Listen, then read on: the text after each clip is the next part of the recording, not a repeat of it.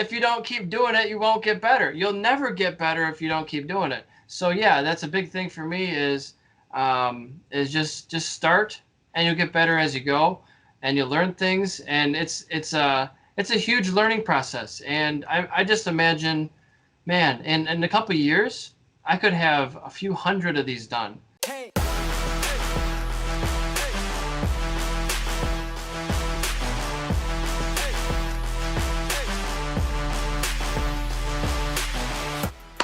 Hey, Eric Swahn. I am super excited for you to be on my podcast today. Thanks so much for joining. Thanks for having me, man. I've only been on one other podcast so far, so this is it's a new experience for me being in the hot seat. Yeah, no, that's all good. That's how I found you on Instagram. You had just started your podcast. I think you were literally on your first one. It was like a test podcast. Yeah. I think you had your parents on. You're just testing out the microphone. And I found that very interesting, right? I actually think that's cool because I, like you, started my podcast in this time of quarantine and pandemic and everything else. So what made you decide that you wanted to start a podcast? Oh man, that goes back a few years now. I've wanted to start it since probably 2017, I think, is when I first finally said, okay, I want to do this. Because I was working from home every day. I was working on my business. I was actually laid off from another job. So I had taken it upon myself to, okay, this is the time. I'm going to still look for jobs, but I'm going to also work on my business and all the other time that I have. I'm going to put 40 hours or more into this every week working from home. So I listen to podcasts while I'm working in the basement here. And I just started to love them. I found Tim Ferriss was really the spark that got me to start to listen to him. And Yeah. he said in order to market his book, The 4-Hour Work Week, to become a national bestseller, he got into podcasting. He found that this was the best bang for your buck for getting your name out there, for your marketing. I mean, we're doing it kind of a little bit fancy here with Skype and computers and 3 multi-camera setup, sometimes 4 or 5.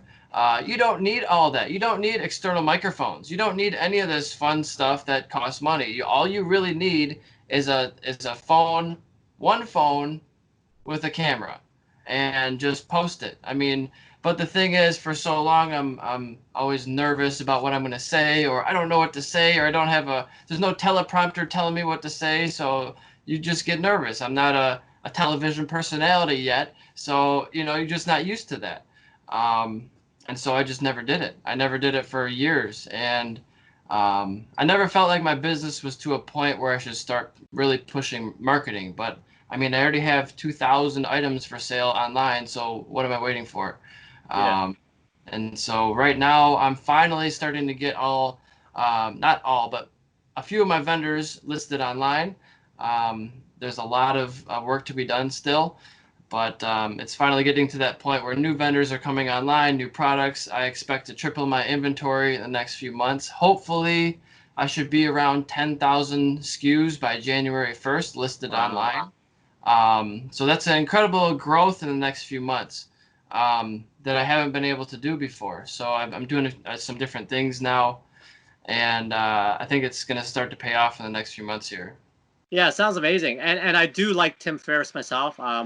I used to listen to him really frequently. I haven't listened to him in a couple of months. I just don't have the time, right? And there's just so many good podcasts out there.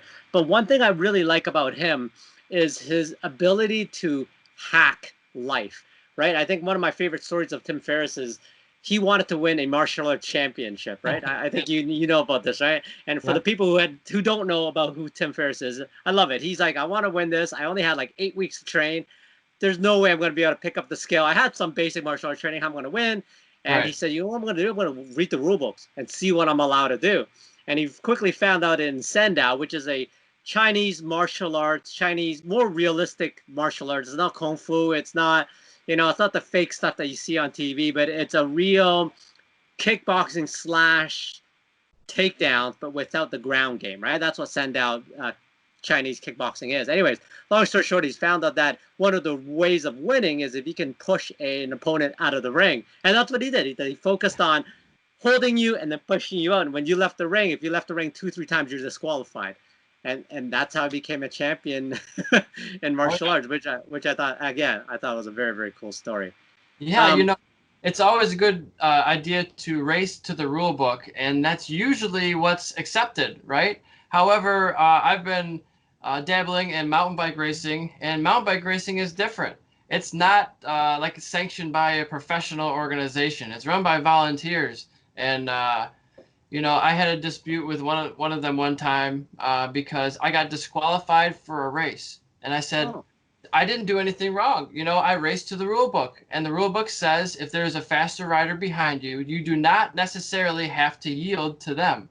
You're racing. Why would you have to pull over to the side if you're actually racing for a position on the lead lap? And so there's experts that are way faster than me, and I was just holding my line. And they were getting mad at me and telling me, yelling at me, you got to pull over. I'm like, this is a race. I don't have to do anything. I'm not blocking you. I'm yeah. not purposely swerving or getting in your way. It's a tight trail. You're going to have to wait until it opens up. And I got disqualified for racing the rule book. So sometimes it just doesn't work out in your favor. And I tried to protest it and everything. With all of my credentials, how are you going to disqualify me from a race for doing that? So it's like sometimes it's frustrating, but that's how it goes in racing. Huh. Yeah, no, that's interesting. And I guess that's the first thing we really should talk about. Actually, no, before that, let's go back to your business.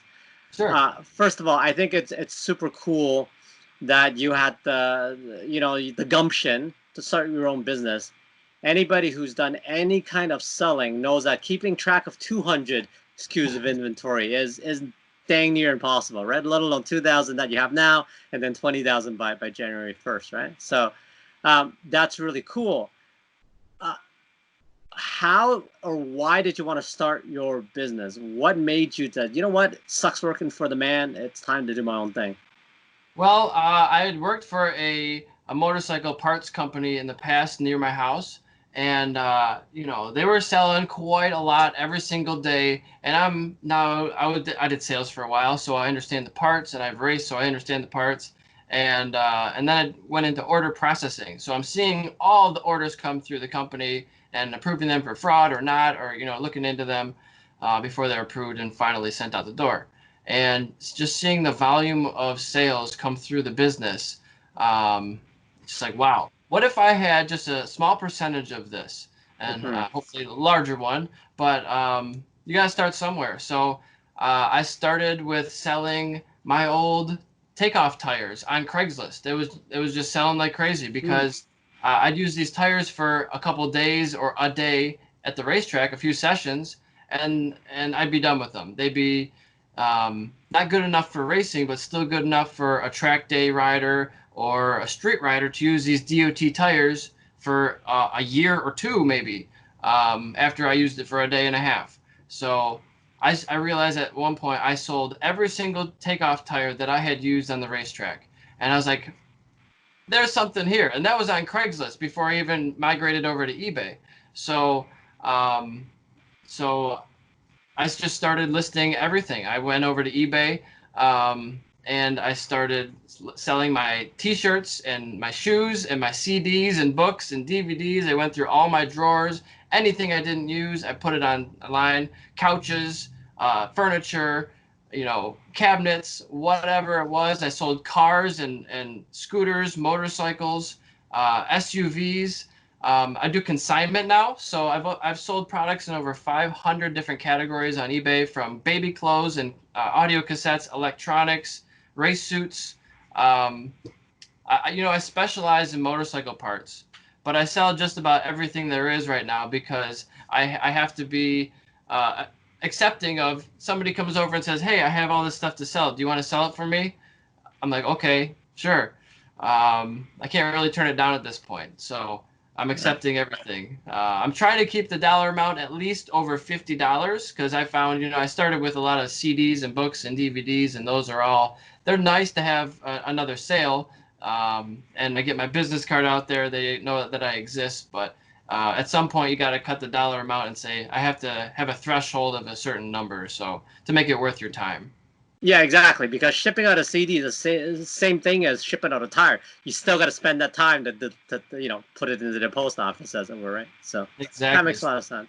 Yeah, focus on the stuff that really matters, and the stuff that I started with, that's great, and those got me the 8 vendors that I have today. But it's not, you need more. No, I get it.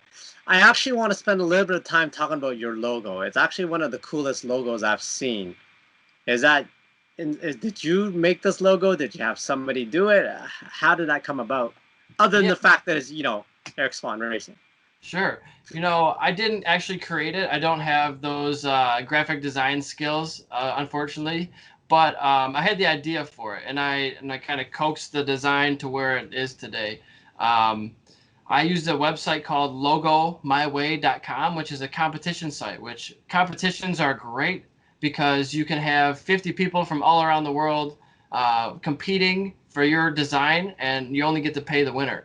So Mm. it's winner take all kind of idea, but then you have different minds competing, and you only have to pay one person for all that work. So I said, I want these concepts. I kind of wanted to make it all flowing together and make it look like a motorcycle, but I didn't. You should have saw some of the drawings that I had. They look nothing like that. But that was the concept anyway. Okay. No, that's cool, and that makes a lot of sense. Again, I think one of the tenets of being a CEO of your own company and being a business owner is that you don't have to do it all. At the end of the day, you do not need to do it all. Yeah. I was talking on another podcast, and I said, dude, the first thing I did, I think this was Rick Graves from RG Racing. I think the first thing I said was, dude, when I had my own business, the first thing I did was to get an accountant, because that was the last thing I wanted to do was to deal with anything, money related, tax related. I'm like, dude, I just want to focus on what I'm okay at, which is selling and making products, right? Like the last thing I want is to worry about, did I put this in, did I file this in this box? That's not my thing, man. Yeah, So a really big thing for me with my business is that the end goal is really what I'm working on. And the end goal for me is to not have to work every single day on the business. I mean, that sounds crazy, but if like I'm trying to follow the 4-hour work weeks method and methodology of take yourself out of the business as a bottleneck of information. So right now I have 3 employees that all work remotely that I don't talk to every day. They just have their tasks. They might ask me some questions here or there, but I have a extensive procedure manual that every time I do something new, I write it down and spell it out in a bullet pointed 1, 2, 3 step process that's idiot proof. That if they can't figure it out, then it needs to be changed. It needs to be updated. It needs to be improved. Um, Maybe some troubleshooting guides at the end of it. Something needs to change. So that's how I'm getting all of these products listed online. Is I have a couple people remotely working, and so I'm physically here shipping orders. And actually, I'm going to be going on vacation soon, and I have somebody coming over to ship orders for me, so that will be covered too. And once that happens, if I can come have someone ship orders for an hour or two a day, it sounds ridiculous for just part-time hour or two, but that would allow me to basically be in Bermuda or wherever I want to be, right. sitting on a beach somewhere. I could literally be sitting on a beach anywhere in the world, and this business would still operate.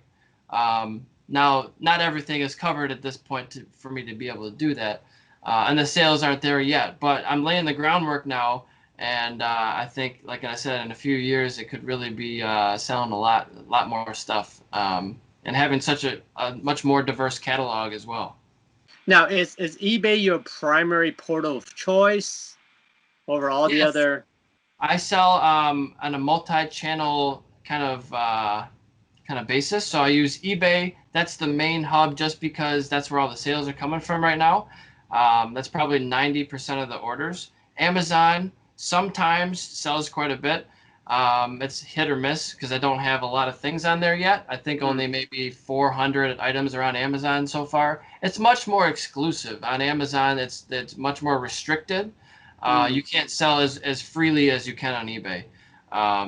And then Etsy, I think it's very, very low. It's almost, I should stop selling on there because I don't have a ton of vintage items anyways for Etsy. But I've already done the work, so I'm not going to just erase it all. But Um, and then my website, unfortunately, Shop ESR. Everybody should go to shopesr.com because I almost have no sales on that website because I don't advertise it. I'm trying not to spend tons of money on advertising, so I got to go where all the buyers already are right now, which is eBay and Amazon. So I kind of have to go to those websites today, but that's why I'm doing this. So hopefully EricSwannRacing.com, which is my hub, hopefully they'll go there and then go to ShopESR.com and buy something from my personal website. So it's growing. It all takes time. You got to be patient. It's not a get-rich-quick scheme, but it's growing, and it's better than it was last year. No, and that's awesome. And I'm assuming with COVID and the pandemic and somebody staying home, I myself is definitely spending more money. Now I'm saving a ton of money not eating out. I cook for myself, blah, blah, blah. But I'm spending a lot more because I'm buying all the stuff I've always wanted to buy that I never had time to actually sit and look. And they might not be super expensive, but the other day I'm like, you know what? I've always wanted to have a laser level. I always wanted that projects a laser level, and then I went and bought it, and it's like $35. And I was like, oh, wow, it's nothing, 25, $35, whatever. So yeah, definitely, I think online sales is, if it's already not where it's at, it's definitely where it's at now. Oh yeah, actually last month I had the most number of sales I had in quite a while. It wasn't the highest dollar amount, but definitely the low dollar items are picking up. So you don't have to spend a ton of money to support local businesses. I have over 1,000 items that are under $50 each, that are ready to go. So I ship every day, Monday through Friday. Interesting. Very, very cool. Let's get into the background, all the trophies and everything. Sure. We had talked about it very, very briefly right before the podcast. I'm like, hey, let's save it for the podcast. But that's another area of a Tim Ferriss-like mindset that you had. You hacked, the racing system with nothing but a stock 600, which you said was your street bike. Why don't you tell me a little bit about that? Yeah, so I'm a big believer, from trial and error, of just getting on a bike that isn't perfect and just trying to ride it the best you can.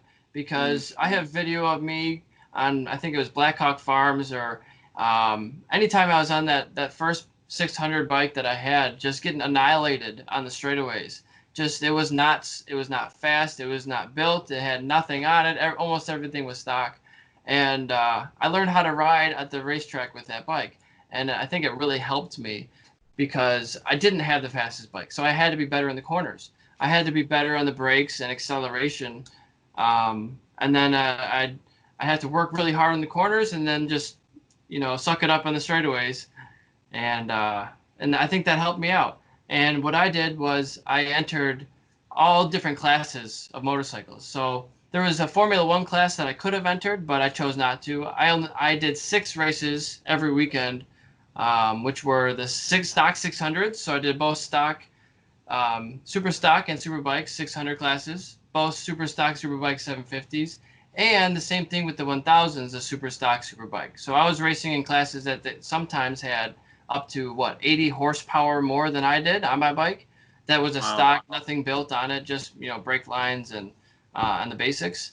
So I won 3 different championships. These white plates over here, a stock 600, stock 750, and stock 1000 championship while riding a 600.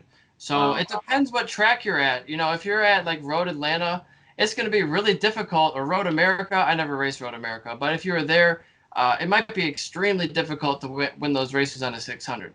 But if you're on like Gretton or these smaller tracks with less long straightaways, it can be done.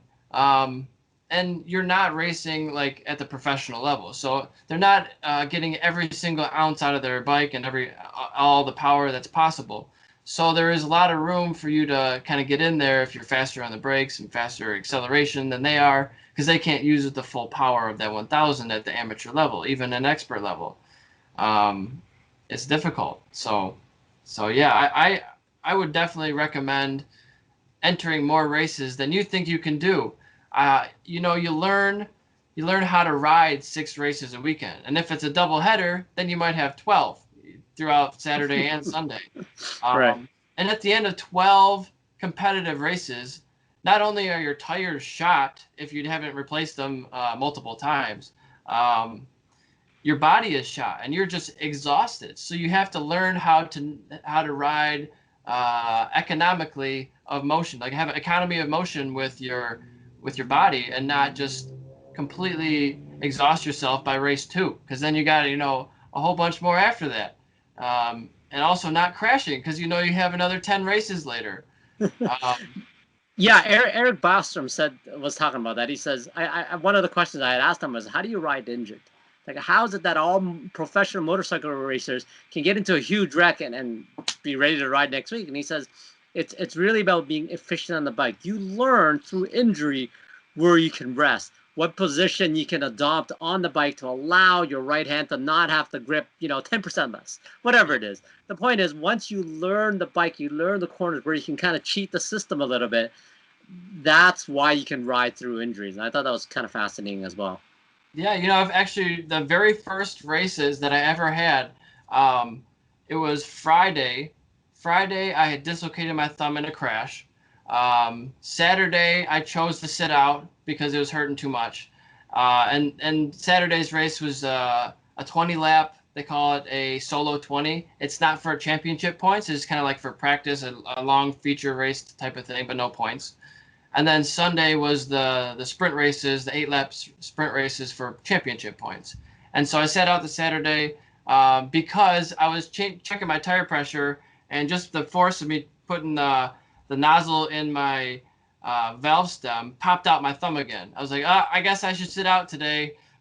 So I didn't race this Saturday, but I raced Sunday with the very first races I ever did in 2011, it must have been, with a dislocated thumb, my right hand. Yeah. And it was fine. Like, I had some pain medication, just a little bit to get me through, but not to cloud my judgment type of thing. And I went fine. I finished the races. I passed some people.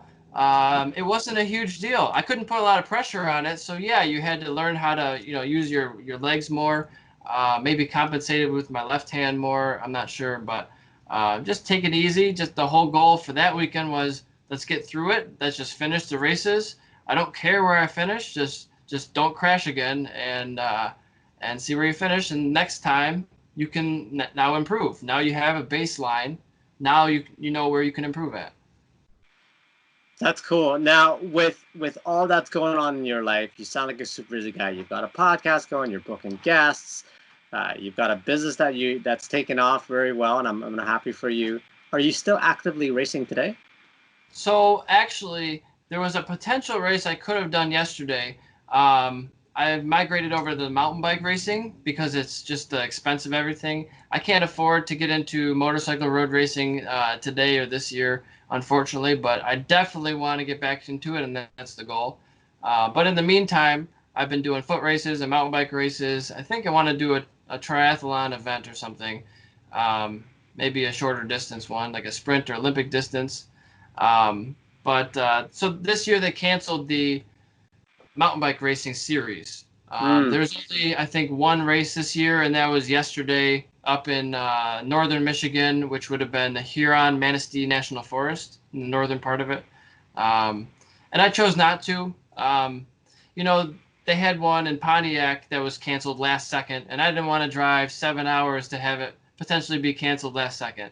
So instead of me racing yesterday, I chose to go out and do a casual 40-mile bicycle ride around the neighborhood. So I got my ride in anyways. It wasn't a sanctioned event. Right. 40 miles is not casual, at least not in my books. And I'm Canadian, so 40 miles is not the same as 40 kilometers. I know how much it's not casual. Now, mountain bike racing, is that mostly flat, or is there a lot of elevation changes? So they consider it downhill / XC, cross country. It's now in Michigan, we don't have mountains, but we do go to some hills, and some of the courses are actually at like Shanty Creek, or they're at like ski resorts, or Right. next to them or close to them. So they do have some decent elevation. Some of the climbs, I mean, I'm in first gear on the chain ring in the front, and first gear in the chain ring in the back, trying to shift down as far as I can. Can't go any lower, just putzing along, going 8% grade uphill. It's 5 miles an hour. You're exhausted. Right. So It depends. There's no crazy drop-offs, or it's not like Red Bull, the hairline where they're dropping off major cliffs. I'm not into all that cliff stuff, Okay. but it's pretty decent. Um, pretty pretty challenging. Sometimes there's sandy sections, and I don't always know the courses. So you come up to a new section, and there's just a whole bunch of sand here, and you're turning left, and don't hit the trees. So um, it's very much I don't know where I'm going. I'm trying to go as fast as possible and not fall down. Right. And I don't really know the course, so it's interesting. Trying to learn something new like this, and I'm doing so much right now.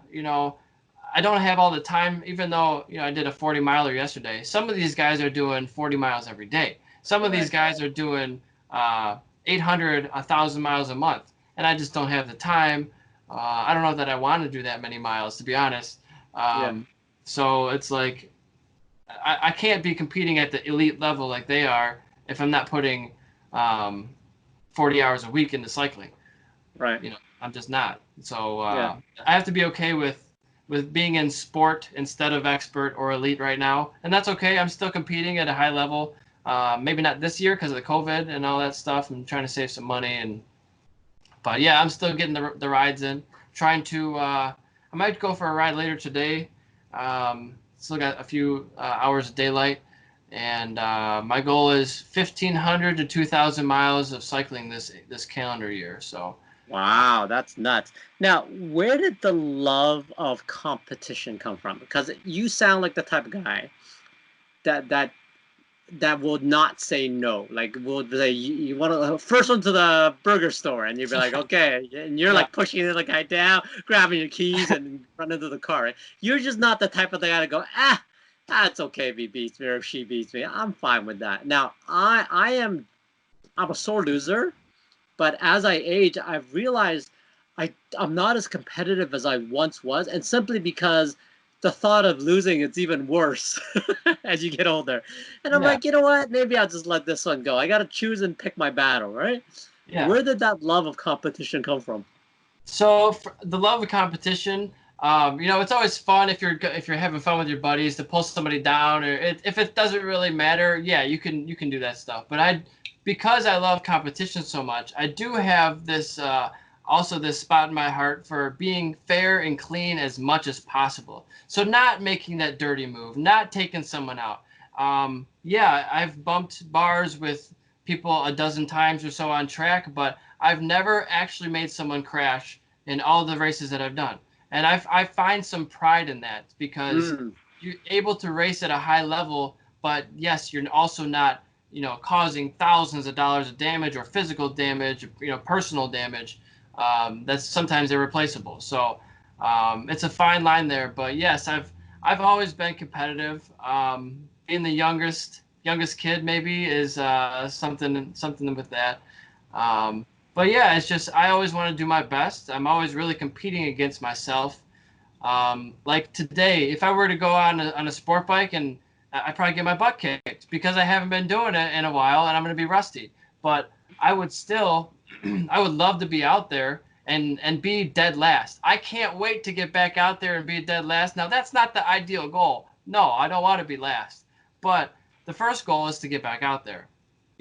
Once that's complete, I'll be so happy. Like I've been just so dedicated to this business and trying to get this business, off the ground and finally selling at in a significant clip here. And once I can do that and I can afford motorsports again, yeah, it's all open. So um, now that I have all the experience behind me and I've been waiting so long to do it, it's like this fire is still within me. It's just a finance thing right now. yeah, and I love that. There's a couple of things that really resonate with me with what you said. First one that I think about is the only sport I really follow is the UFC. I don't even really follow Moto America or even MotoGP. Not so much. I watch the races when I can, but I don't read every news about MotoGP. But my point is, the only sport I used to follow, or I did follow, is UFC. And one of the things is there's an old school fighter named Randy Couture, and his thing was always be at the gym. Now, I just finished my fight last night. I'm not going to be doing anything in the gym. I just want to show up at the gym. I'll put on, I just want to be in the gym. I'll sit or I'll stand. I'll talk to people, but that's all I'm doing. Yeah. And tomorrow, I'm still not feeling good enough, but at least I'll put on my shoes. I'll lace up my shoes, and then on my shoes, I'll go talk to people. Anyways, the point is, it isn't always about winning. It isn't always about being the best. It's really about showing up, being consistent, and being there. And that's number one. The number two thing that I really like about what you're telling me is I like the fiscal restraint. There are plenty of guys, you know who I'm talking about. There's plenty of guys out there who says, you know what, I will borrow money. I will do this. I will do that, right? Just in order for me to fulfill my short-term satisfaction of going, well, you know what, I had a track day today, but now I'm $300 in the hole. Maybe I have to ask my parents for money. So I like the fact that I hear the hunger, I feel it, I see your passion, and yet you're like, you know what, dude, I have expenses. I gotta make my life work before I can enjoy. So, is that ethos part of the way you run your business as well? Well, you have to. I mean, look at today. It's July 26, 2020, and the world's falling apart. It feels like. I mean, look at any news article. It's like, okay, what's next? What's next month? What's the catastrophe in August and then September? It's like every month is a new catastrophe, and I have been laid off twice before for reasons outside of my control. I've never been written up. I've never been a bad employee. I work my ass off, and sometimes stuff happens. And I've always been a person for a long time to just never use credit cards. And now I do use credit cards for cash back and everything, but always pay them off the first time you can. Sometimes early, even if you don't have to. Like. I've never had a car payment. I've always paid cash. My first motorcycle I bought cash at 16 years old, So I've always worked, and I never want to be in a position having known now that you can be laid off at any point in time for nothing inside your responsibility, nothing that you had control over. You better have a rainy day fund, and then now my business needs a rainy day fund, right? So there's two entities that I'm responsible for, myself and my business. And that's a big responsibility. I don't make six figures at my normal job. I still work a normal job. So it takes a lot, and there's a lot going on there. So you do have to be responsible. And like right now, my truck it's not that old. I mean, I still got maybe a few years left on it. But right now, my biggest thing is I'm saving for a new truck. And I eventually want to pay cash. And yeah, I could go to the track and blow all that money, but then what happens when my truck breaks down and I need a new truck and now I have nothing saved for it?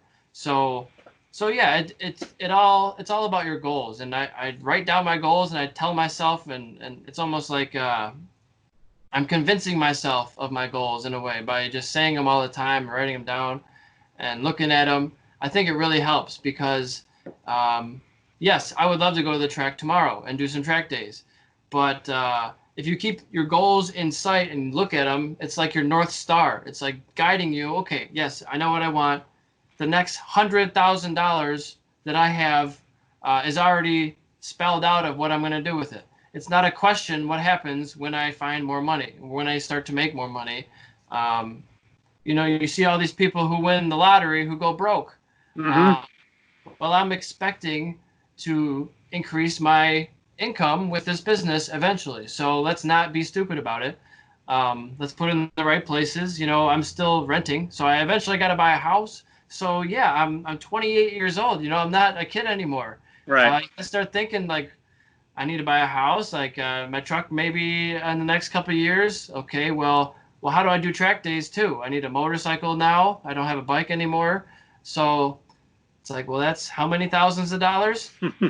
Right. So yeah, it's like, okay, well, what's most important today? And what are you putting your money into? Yeah.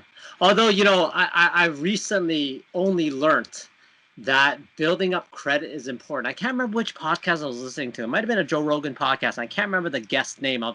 For the past minute, I've been trying to think about who that guest is. But basically, they've, like you, most of their lives went and paid cash. I need a truck. All right, I'll save up some money, buy a truck. with cash, right? I need this. I'm gonna save up some money and buy it with cash.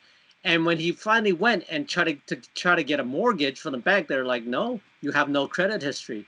We can't. Right. And the guy's like, that makes no sense. I'm showing you that I'm Yeah. extremely fiscally responsible. I've never borrowed money to buy something that I couldn't afford, right? Yeah. And the bank is like, no, we can't trust you because you Yeah. don't have credit. We don't know what it's like when you finally borrow money.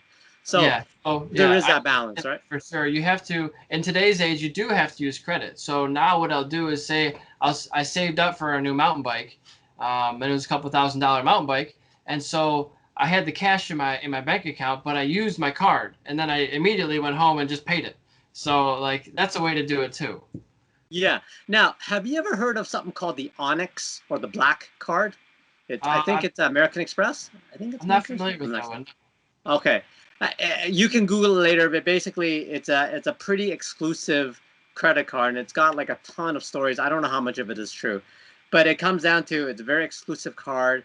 I think at one time I read this is about even close to 10 years ago. At one time, you need to spend $250,000 minimum a year to be invited to have this credit card. Now, why would you want this credit card? Obviously, it's status. But one of the things is it gives you like this full concierge service, where if you go online and you look for it, there's guys who are saying that my kid was doing a project about some beach in somewhere, and so the guy picked up his card, called up concierge, and said, "Hey, I'm the owner of this card. Send somebody over a bottle of sand from this specific beach and bring it to me." Oh, wow. It's crazy the stories that you've heard. Yeah. Um, there was a guy that had one, and again, life hacks, right? I love it. He goes, you know what? It's actually very easy. You're not spending 250 grand a year, because with the American Express credit card, you can put all your employees' salaries on this card. So what Okay. he did was he had the revenue, Yeah. but instead of giving it out of his personal, bank account or whatever, out of the business, he charged it through his credit card. And so he did that for like a year or two, and then because he had employees, at the end of the day, long story short is, it was very easy for him to justify 250 grand. So I thought that was also kind of a funny story. Yeah, absolutely. You don't hear about those every day. Yeah, exactly. So you race, you've got a great business, and you were starting to tell me that you then did a podcast. And are you using this as a vehicle to market your business, or is this a passion where you just like talking about interesting people? A little bit of both. I have there's so many reasons to start a podcast, right? Some of the reasons for me is yes, I definitely want to increase sales for the business. So the idea is it's called the EricSwanRacing.com podcast for a reason. So everybody goes to that site and buys something. If everybody did that, I could quit my job tomorrow. Right. That'd be fantastic. But yeah, I would love to also talk to interesting people. We would have probably never talked, or at least at this point, never came in contact with each other, especially during COVID times. Um, it's a way for me to get better at public speaking, meet new people. I want to scratch some random itches with talking to artists, like musical guests and bands, Right. and like local people. And who cares if they're local or not? We can Skype with anybody in the world. Yeah. Um, and yeah, so there's some local bands that I think are pretty cool that would be awesome to maybe have on here. And yeah, who knows, maybe I'll talk to a team owner one day and he'll say, hey, why don't we give this guy a try and you'll never know what could happen if you don't ask. And Yeah. so just by starting, you really get the ball rolling. And I've already completed, I think, over 10 of these podcasts and gone on now 2 of other people's. And it's like, okay, well, what's the next step? What's the next step for me getting my name out there more than a podcast? I don't know Right. yet. Going on TV, um, the sky's the limit. So like I'm not scared anymore to go on like live shows. I'm ready. I'm willing. I'm waiting.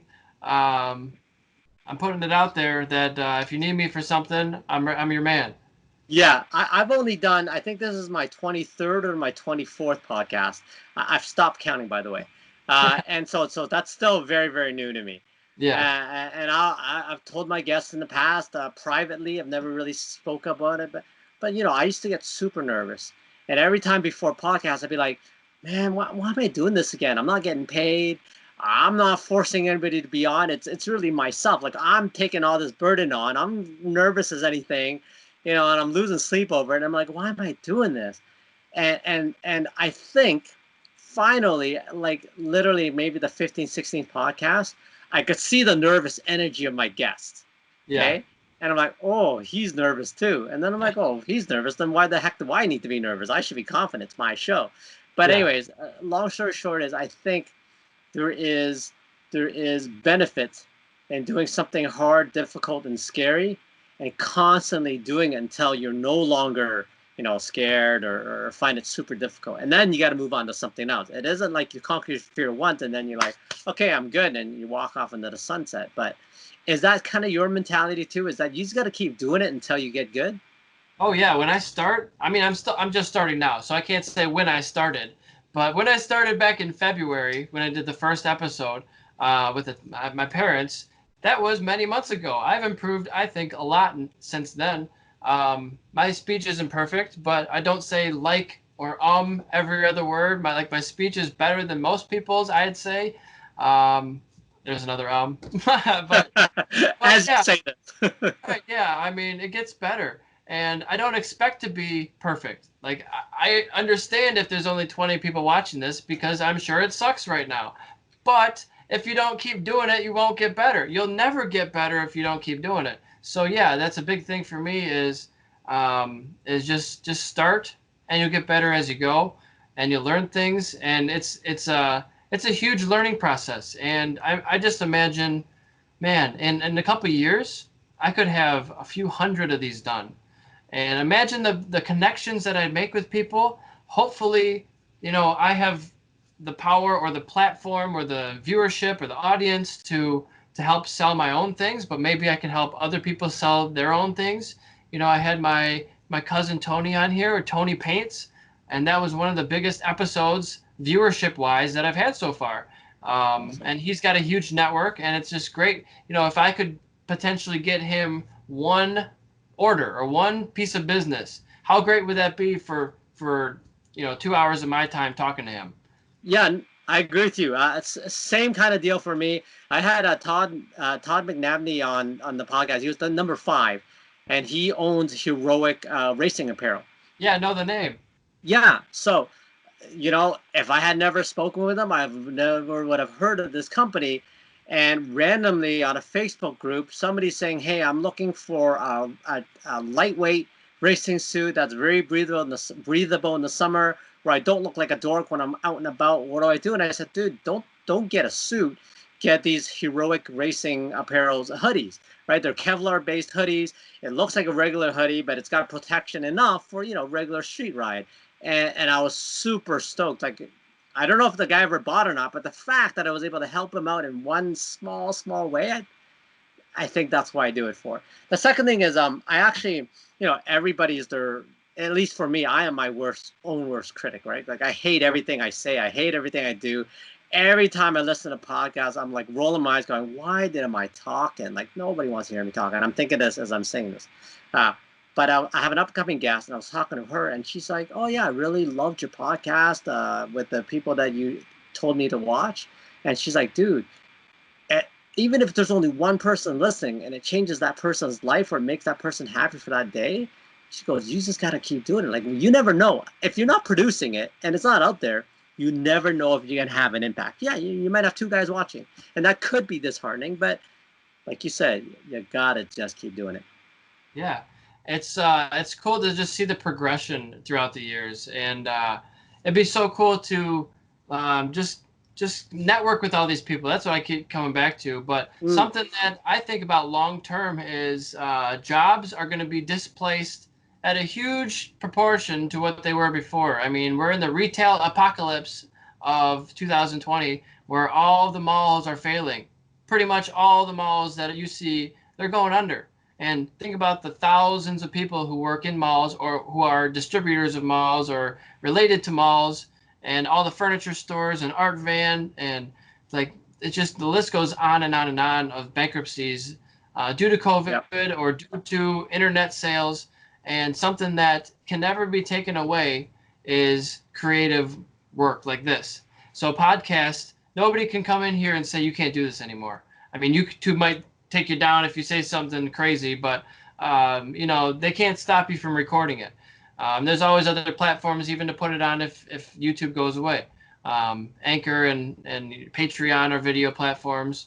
Right. Also, it's just, yeah, one day maybe you could have a large enough audience to monetize just the ads.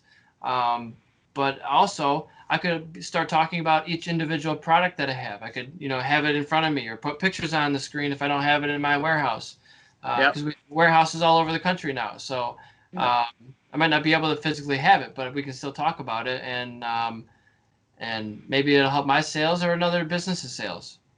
Yeah, no, I agree with you, and I think you've hit it. You're right. I mean, there are so many things that are gonna go out of business. Like you take for example gas stations, right? I was talking to somebody about it. And I go, you drive an electric car today, Yeah. and I drive an electric car as well. And you know, I haven't hit a gas station. I don't know how many months, right? You know, and you think about the guy who delivers the potato chips to that store that I no longer buy. Why? Because I don't ever stop for gas, right? And so you think about the impact just because I'm driving an electric car, right? I Yeah. don't drive to work anymore. I work from home like most of us, right? And again, because of that, my favorite, you know, Wendy's. I don't buy burgers from Wendy's. Why? Because I'm not on the way home because I'm at home. Yeah. So I think the one thing that people cannot take away from is the self starter. I think if you have the will, there's always a way not to make a fast buck, obviously, but to sustain yourself and your family. So, yeah, Yeah. good on you. I think, yeah, in the future, everybody's going to have to rely on themselves more. I mean, unless we're going to have some sort of Andrew Yang universal basic income coming on, which we could talk about, it's like all these people are going to be out of jobs for no fault of their own. And what happens when unemployment runs out and there aren't more jobs for them? And yes, I understand new jobs will be created and jobs go away. Technology changes, but I think we're at a time now that things are changing faster than they ever had before, and we don't always have we don't this workforce that's out of work isn't always the easiest also to retrain for new skills like tech that might be coming up more. Like some of these truck drivers might be losing their jobs Right. with these cars, and they're not going to be wanting to code, right? That's the big thing. They're not going to be Yeah. coders. Yep. Yep. That's right. I don't think the hashtag learn the code is very applicable in real life, right? Yeah. Um, no, you're right, dude. I mean, we're living in an age where I don't think. Now, let's preface this. Okay, now we can be a little stereotypical. It's fine. We're best friends now. Okay, but you know, being Asian, education is everything to us and our family. Okay, and if you actually look at my extended family, especially all my aunts and uncles, a lot of them are in the education, you know, sector, right? They're all teachers. They're all principals. They've got their master's degree. Blah blah blah. But what kills me is these schools who trick young kids into a path where there's no way for them to make back their loans, no way for them to make money, right? Like I know there is radiation therapy. Okay, radiation therapy. You can go to school for this, and you know they say yeah, it's like I don't know how much money, but anyways, long story short is there's no jobs. Nobody's hiring a radiation therapist, right? If you have how many new hospitals open a year? Not many. Yeah. Okay, and so you've got maybe 3 positions available throughout the country in 1 year, and there's 80 graduates of that program. Yeah. And I actually think it's super dirty and it's actually deplorable, knowing that hey, dude, you're not gonna have a job, but come on, we'll give you a loan. That kills me. Yeah, it's very much, hey, you signed up for it. It's your responsibility to look at the market. It's not our job to make sure that there's a job for this course that we made you pay $30,000 for. Exactly. So I always said, and I said this to the missus, I said, you know what, if I get laid off, I'm just gonna go in the like I'm gonna be a plumber like that. high skill, high dollar paying job. I go, dude, that's what I want to do. And she's like, oh, but you got to change toilets. Like, I couldn't care less if I have to change someone's toilet. Like, I'd be happy to do it, knowing that I'm making 90 grand a year, right? Yeah, that's, I mean, it's Yeah. a trade that's never going to go away, or at least until robots figure out how to move their hands like this, right? That's right. Yeah, that is one of the things that everybody's going to need to do. They all need to poo. Yep. Everybody poops. Yeah, and electrician, the problem with electricians, there's too many of them. Like there's more electricians than there are plumbers. I said I'd Yeah. be happy to be a plumber. So Yeah. Yeah, I mean, I think everybody should learn a second thing. Corporations are going to be different in the future. They're not going to be what they are today. Your business is not your friend. It's important to realize that. Everybody should be trying to make more money on the side. I think everybody should have a side hustle. What's important to know about any side hustle is even if it's a small niche, if there's only a 1 in 1 million people who like that thing, that means that there's 7,000 people in the world who like that.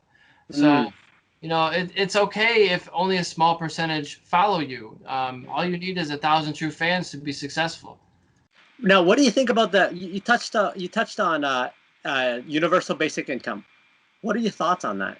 Agree? Disagree? I'm not sure yet. It sounds like a great idea in practice. I don't think a lot of socialist values are a good thing. I'm more of a capitalist. I run my own business. I don't think the government should be paying people. However, if we live in a society that there's just not any more ways for people to make money, and for people to actually pay bills, if that's the reality of our situation, then yeah, I think it might be a good idea to pay people the very basics. And the food stamp thing is probably not working. I think we see a lot of problems with the programs that are in place today.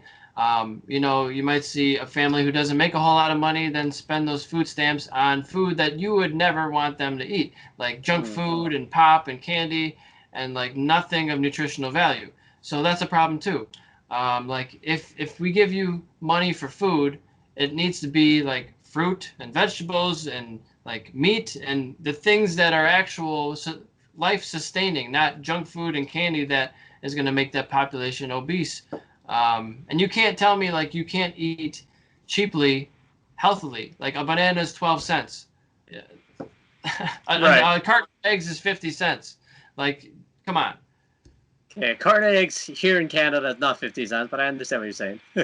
Yeah, it's very cheap. It's under $1 where I am. I think they might have bumped it up to like 89 cents. Oh wow, really? Because a carton of eggs for us is about $2, and if I'm lucky, about $2.50. Let's say probably like closer to $2.79 Canadian, which is about $2 American. Still, I mean, very cheap. You can. It's The not. thing is, Yeah. people are spending money on the wrong things. They're going out to eat, and you can easily spend $30 on a person if you go out to eat, buy a drink, or maybe have a dessert or an appetizer or something. It's really easy to do. Or you could go to the grocery store, spend $20, and eat for a week.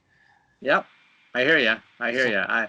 Going to college. I mean, I was so broke. I was eating, and now it sounds very stereotypical. I had one giant pot of rice, and I had 2 hot dogs, and ketchup, and that was my lunch, breakfast, and dinner for like I don't know, man, for like a year and a half straight. So I get it. It's really about what you're willing to sacrifice in order for you to do the things you need to do. And I wouldn't take money from my parents, right? Yeah, I had a student loan, but I refused to take money from my parents because I didn't want them to say, well, you took this money and now you're living in a way that we don't approve, right? I didn't need that. So I said, you know what? I'm going to do my own thing.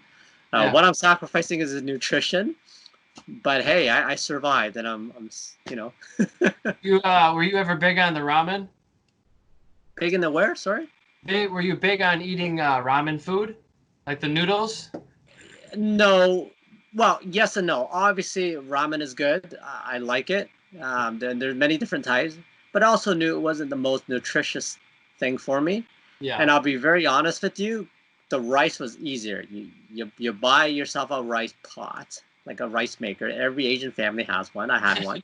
Yeah. Okay. and you threw the rice in, and you put the raw hot dogs on top of the rice, and you cooked it. And after 25 minutes, it's all done. I don't have to look. I don't have to change. I don't have to boil. Like, I literally don't have to do anything. I hit the cook rice button, and I walk away. In 25 minutes later, I have breakfast, lunch, and dinner. Right. So, Yeah.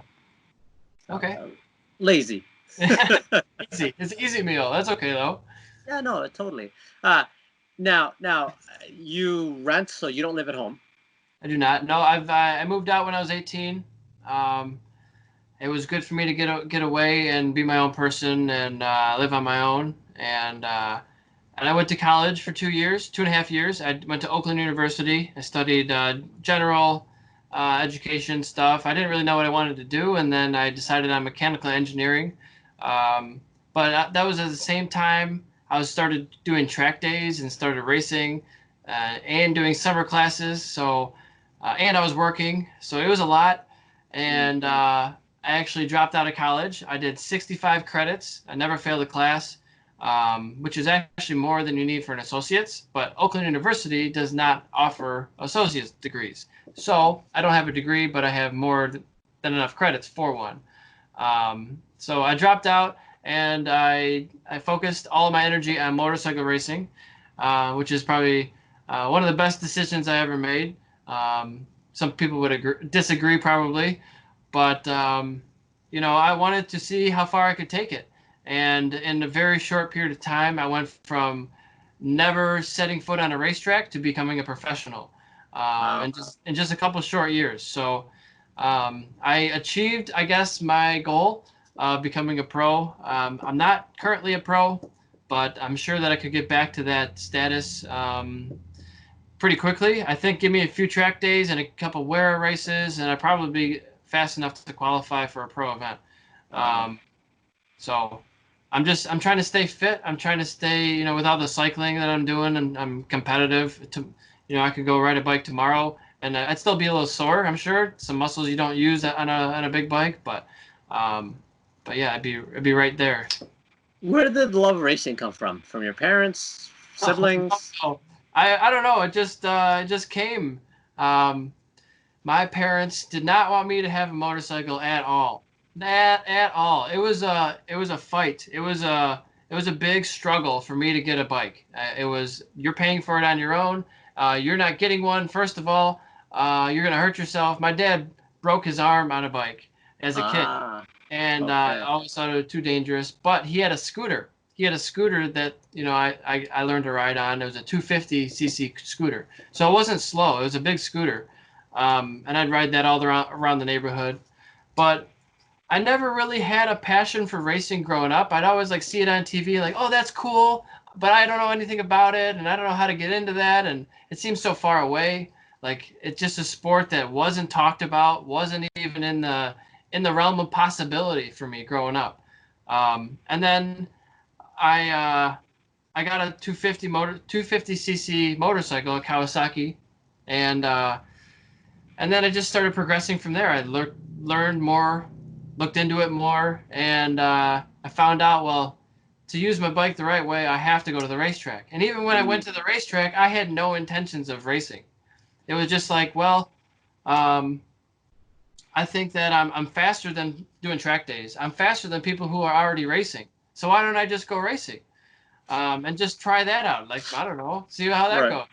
And I found out the first season I won 3 championships. It's like, wow. I guess I'm good at this.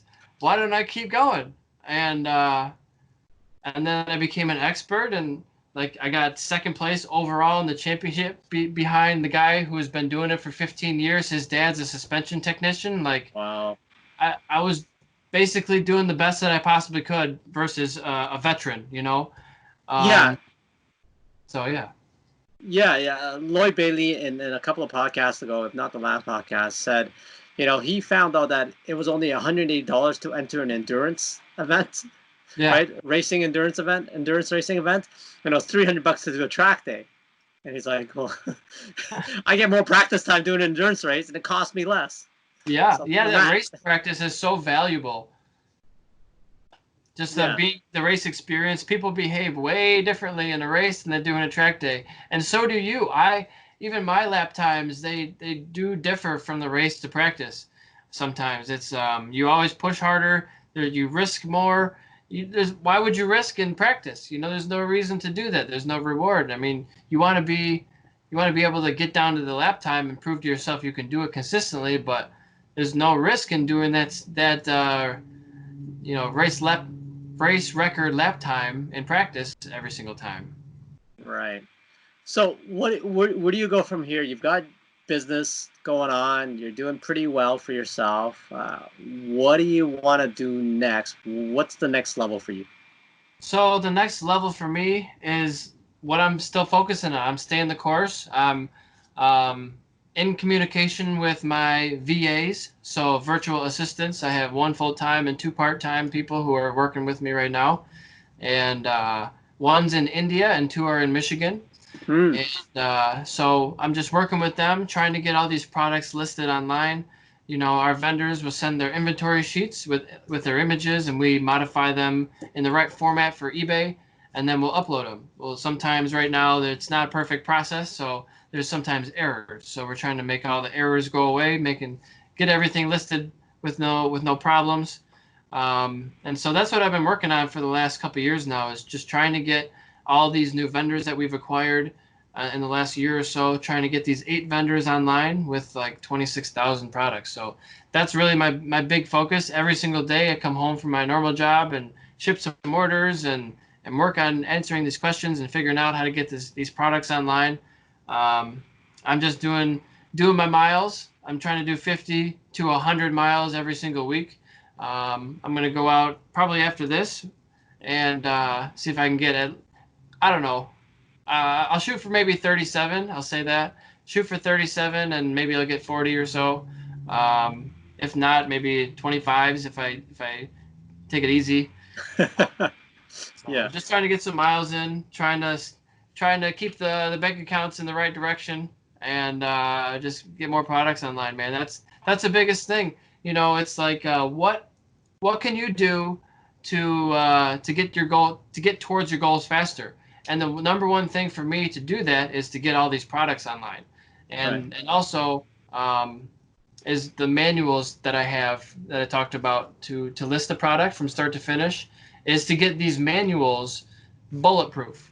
So trying to get every single step, um, easy to understand, all the troubleshooting guides for them to fix the errors eventually, so that I can have all this information in there. And what's great about the way that we communicate is everything is by email. And you might say, well, that's difficult. But if you can describe a problem for me that you're having with an Excel spreadsheet, and I can describe it, how to fix it back to you, if you have that same problem 3 months from now, I can just copy and paste that response into the manual or send it to you again, and I don't have to do anything anymore. It's already explained. So if we have these conversations over the phone, or even over Skype, sometimes we would, then I have to go back and type everything out that I told them verbally. Right. So Have you sometimes, thought of doing training videos? Just put you it know, as an unlisted actually, or yeah, private YouTube? I actually have. I just started one.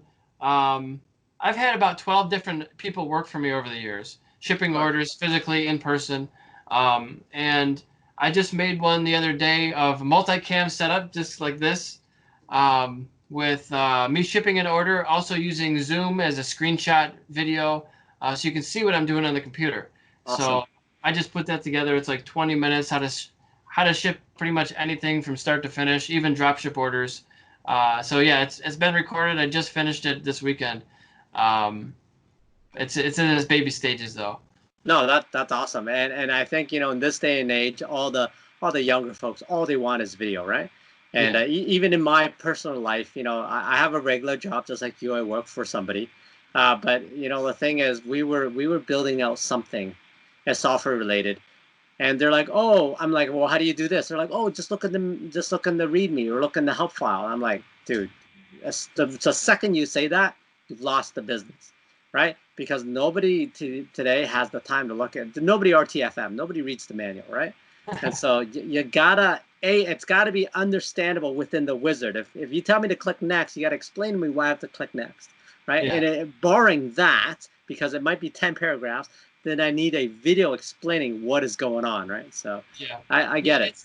It's difficult because it's not a cut and dry, black and white, press 1, 2, 3, and you're done process. This process that I've developed is now, I think, 43 pages of start to finish for each marketplace, for each item, for each different category. This is what you need to do. And so it's like, man, how am I going to create a 43-page video to supplement that?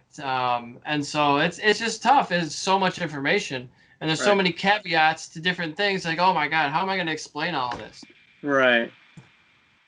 So how do we follow? How do we follow you now on social media? Your website again is ESR Racing. So yeah, Eric Swahn, SWAHN Racing.com. There's shopesr.com as well for the sales side of it. I'm on eBay. I'm on Amazon. I'm on Etsy, Craigslist sometimes for local stuff. Instagram, Eric Swahn Racing. There's Facebook, Eric Swahn. There's Instagram, Pinterest. I'm on Twitch, so I do some gaming on there for sim racing. I'm not on TikTok. I haven't gone down that road yet, but I'm pretty much on every other social media besides that one, I think. Wow, that's awesome. Hey, listen, I had a great time talking to you. I really enjoyed talking to guys who grind it and figure it out, guys and girls, obviously, who just figured out. So it was an amazing podcast. Thank you so much for your time. Yeah, I appreciate you talking to me, interviewing me for a little while, and I'd love to have you on my show eventually. Maybe sometime later on this year or next year. I'm sure we could do something. Yeah, figure it out. Yeah, sounds good, man. All right, with that, I guess I'll talk to you soon. All right, man. Have a good one. Thanks for having me on.